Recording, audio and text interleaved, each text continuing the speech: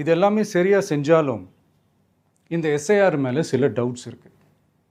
அது என்னென்னா, இந்த 6,36,00,000 வாக்காளர்களுக்கு ஒருத்தர் விடாமல் இந்த ஒரே மாதத்துக்குள்ளே எப்படி எல்லாருக்குமே அந்த ஃபார்ம் போய் ரீச் ஆகும்? ஒன்று. ரெண்டாவது, நீங்கள் வரும்போது வீட்டை பூட்டிட்டு வேலைக்கு போயிட்டு என்ன பண்ணுறது?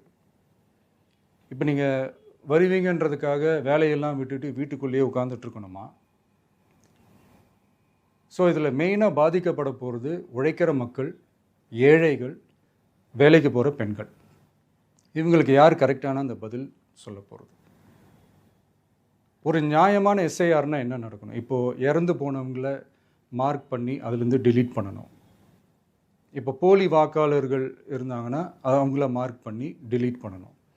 இப்போ ஆல்ரெடி ஓட்டு இருக்கிறவங்களுக்கு எதுக்கு இந்த ரெஜிஸ்ட்ரேஷன் என்ற பேரில் இவ்வளவு குழப்பங்கள் அப்படின்றதான் எங்கள் கேள்வி.